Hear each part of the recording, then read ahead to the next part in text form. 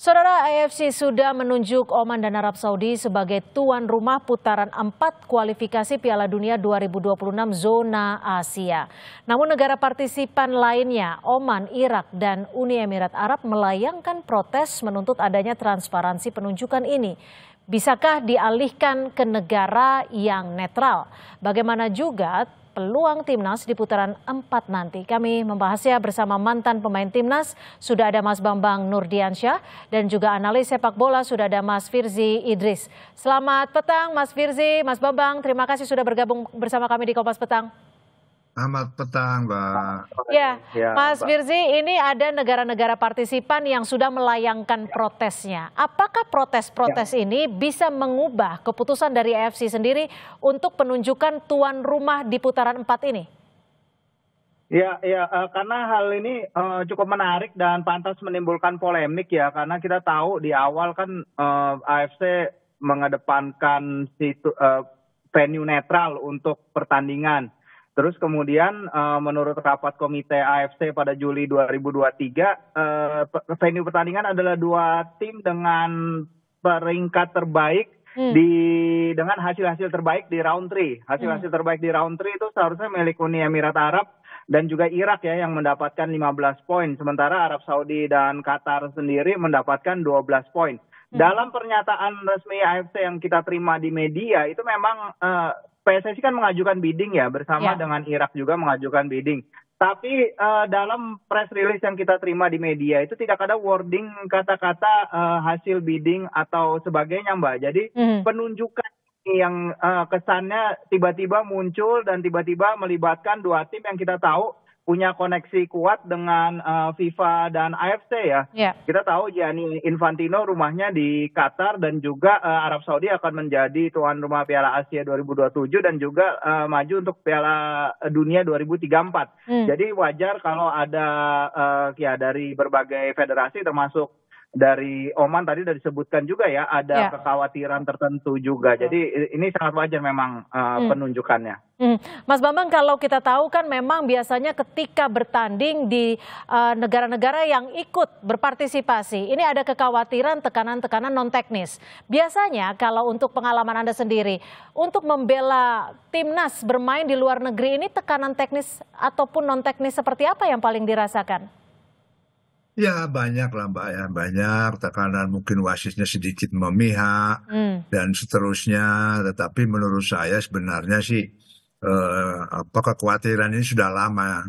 Kalau di tempat netral saya pikir lebih fair lah gitu kan, dan peluang kita besar. Tetapi kita main di kandang lawan dan lawan itu yang tuan rumah justru pesaing kita. Ini yang menurut saya cukup berat juga gitu. Tadinya saya berharap ada fair sesuai mutunya FIFA fair play lah gitu di tempat netral, dan kalau di tempat netral saya pikir peluang kita sangat besar. Tetapi oke lah, semua sudah terjadi dan ini keputusan FIFA AFC. Tinggal bagaimana tim pelatih menyiapkan tim ini lebih baik lagi untuk round 4 ini. Kemarin pelajaran berharga ketika melawan Jepang, saya pikir semua tim pelatih sudah mempersiapkan apa yang harus dilakukan ketika maju ke ronde atau main di ronde keempat. Saya ingatkan juga Mbak, sebetulnya tim kita ini sangat nyaman atau bisa lebih berkembang ketika melawan tim-tim Timur Tengah. Kita ini agak sedikit tidak nyaman. Bukan anak-anak naturalisasi saja sebenarnya. Kita yang lokal-lokal juga kalau ketemu ras kuning ini sedikit agak kesulitan. Karena mereka fighting spirit bagus, high pressure-nya bagus. Ini kita bisa lihat ketika kita berhadapan dengan tim Timur Tengah. Lawan Saudi kita bisa bermain bagus di Saudi, main di kandang kita menang, begitu juga lawan Bahrain kemarin gitu. Tetapi ketika kita berhadapan dengan ras kuning, terutama kelas-kelas Korea, Jepang, bahkan sebetulnya Cina itu kita kesulitan. Tetapi kemarin itu terbukti juga, main di Cina kita kalah kan gitu lah. Kemarin bisa dibalas 1-0, itu pun setengah mati dengan penalti. Artinya sebetulnya kalau di depan netral kok saya yakin kalau ketemu tim-tim Timur Tengah. Karena tipikal pemain Timur Tengah ini kan dia pelan, pasti ya possessionnya progresif ke depan, tapi tidak melakukan high press yang menyulitkan pemain-pemain kita, seperti itu Mbak. Oke. Kalau dari Mas Firsi sendiri, bagaimana menilai kesiapan, bisa dikatakan kesiapan teknikal dari timnas Indonesia untuk melawan negara-negara di Timur Tengah? Karena kita tahu mereka kekuatan fisiknya juga cukup oke, serangannya juga sangat direct dan bisa dikatakan kuat dalam duel udara. Ya, pertama kalau menghadapi Qatar juga kita belajar di Piala Asia U23 ya, beberapa pemain kan di skuad ini main juga di Piala Asia U23 itu melawan Qatar, di mana ada kepemimpinan wasit yang kontroversial ya dari Tajikistan, wasit Kabirov ketika itu yang memberikan kartu merah kepada Ivar Jenner dalam kondisi yang sangat mencurigakan, dan ada tackle-tackle pemain Qatar yang keras yang tidak dikasih pelanggaran. Jadi Marcelino, Ivar, Justin, banyak pemain kita yang main di skuad itu. Ramadan juga mendapat kartu merah kalau tidak salah di laga itu. Jadi memang tipikal yang ini yang harus kita perhatikan ya. Kalau persiapan menghadapi fisik ya, tadi saya juga setuju dengan Om Banur dan juga dengan Adiani tadi sebelumnya. Kita harus siap menghadapi duel-duel fisik yang bisa mereka hadirkan. Kita tahu kita bisa melawan Arab Saudi, kita bisa menang 2-0 di GBK, itu adalah hasil fantastis. Dan kita tahu Arab Saudi ketika kita bermain di Jeddah juga kita bisa menahan 1-1, walaupun memang ketika itu kita berada dalam pressure yang sangat besar ya, kalau tidak salah lawan itu 18 kali tembakan, tapi kita bisa pulang membawa poin yang berharga, dan itu yang harus kita ulang lagi. Dan Coach Patrick sebenarnya sudah menitik beratkan satu aspek ya yang ingin dia perbaiki menjelang round 4. Dia utarakan itu setelah kita kalah lawan Jepang, di mana kita nggak mencatatkan satupun sentuhan di kotak penalti lawan. Nah, aspek ofensif ini yang Coach Patrick ingin kembangkan dari timnya, dan itu juga sudah terbaca dari laga lawan China, laga lawan Bahrain, di mana kita di kandang mungkin seharusnya bisa mendapatkan lebih dari 1 gol untuk kemenangan kita. Mungkin itu yang kita harus waspadai menjelang round 4 nanti, Mbak Cynthia. Mas Bambang, kalau dilihat dari tantangan yang ada dengan pertandingan dari timnas Indonesia nanti melawan negara-negara dari Timur Tengah ini, apa saja yang akan dihadapi oleh timnas Indonesia? Baik itu tantangan fisik, tantangan mental, apa saja? Saya akan mencoba ke Mas Bambang. Mas Bambang, kalau kita lihat seperti apa yang harus diantisipasi oleh timnas Indonesia ketika akan melawan sejumlah negara Timur Tengah? Kita tahu ada Uni Emirat Arab yang sudah 1 kali tampil di Piala Dunia.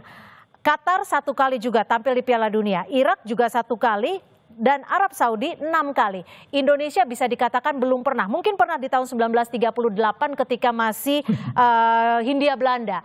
Apakah ini menjadi salah satu yang patut diantisipasi oleh timnas Indonesia?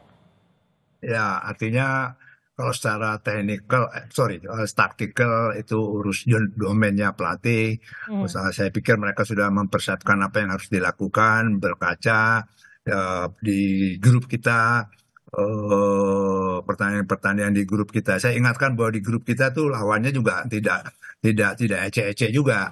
Artinya fase grup itu kita sudah teruji sebenarnya. Lawan kita juga bagus-bagus. Ada Jepang, Australia, Cina, Bahrain, Saudi. Artinya yang kita hadapi di round 4 ini tidak juga melebihi apa yang kita sudah lakukan di fase grup gitu. Tetapi yang saya harus ingatkan adalah ini triki-triki pemain Timur Tengah ini.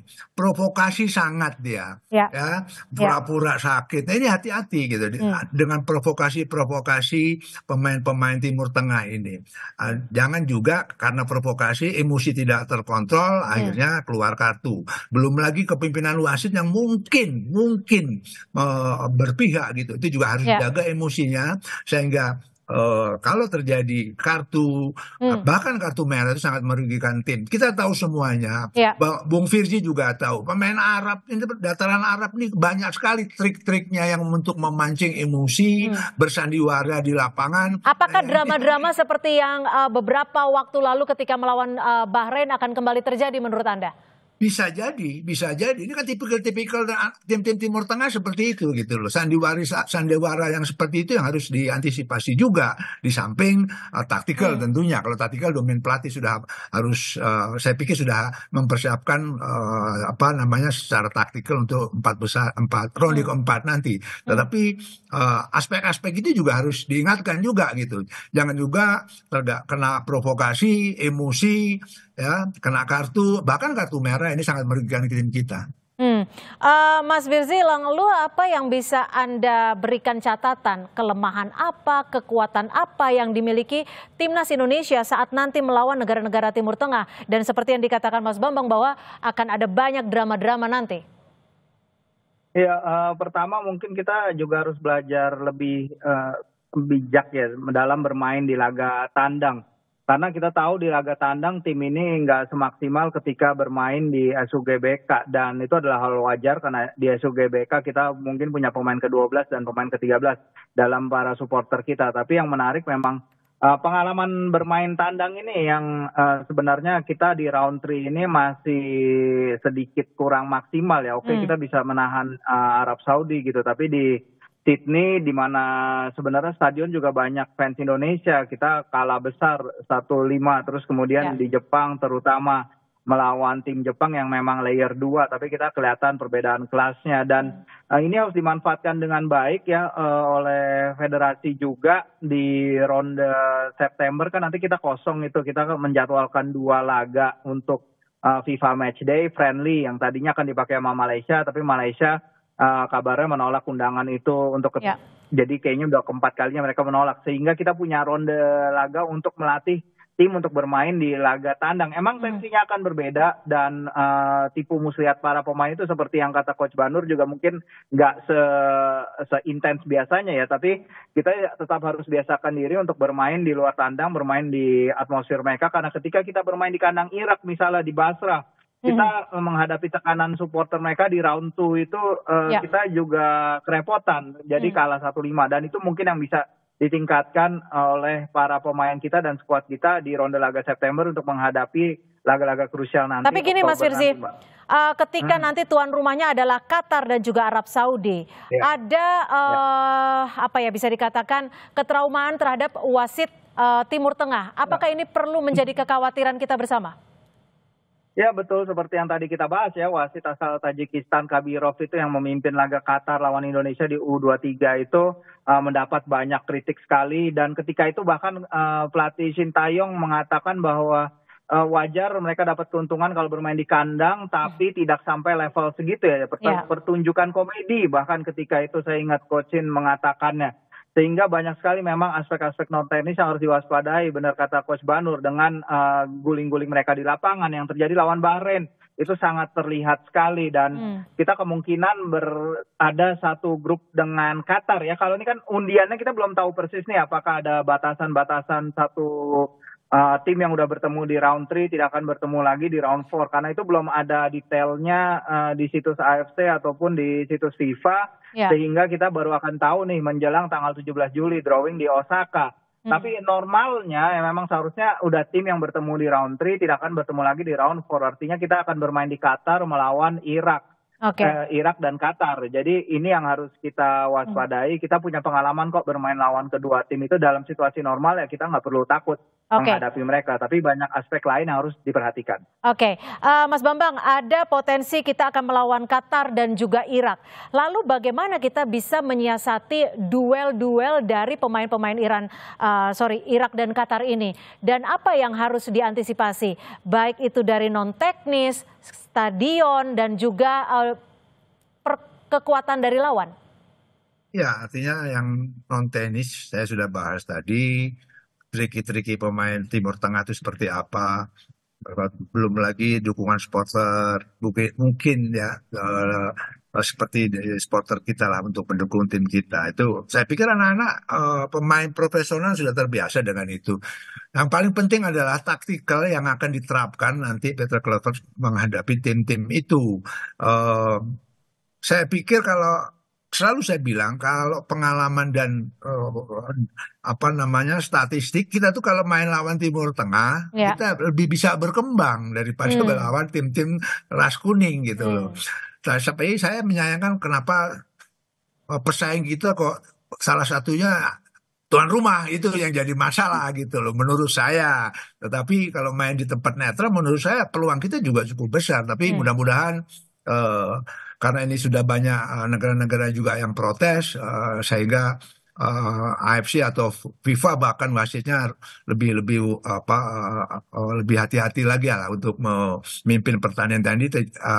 Apa namanya, tidak ada lagi kepihakan yang sangat menonjol gitu. Tuan rumah sangat sering diuntungkan, tetapi seperti Coach Santayong tempo hari bilang, ya jangan keterlaluan juga gitu loh. Itu biasa kalau sebagai tuan rumah itu sedikit diuntungkan, iya gitu.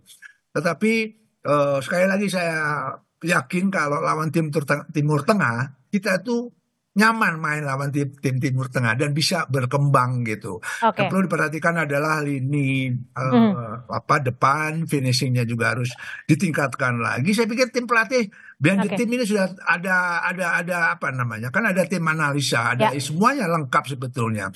Tim pelatih kita ini yang terbaik yang pernah ada semenjak timnas PSSI berdiri gitu, sudah lengkap ini. Tinggal bagaimana mereka merumuskan itu semua untuk nanti di round 4 ini.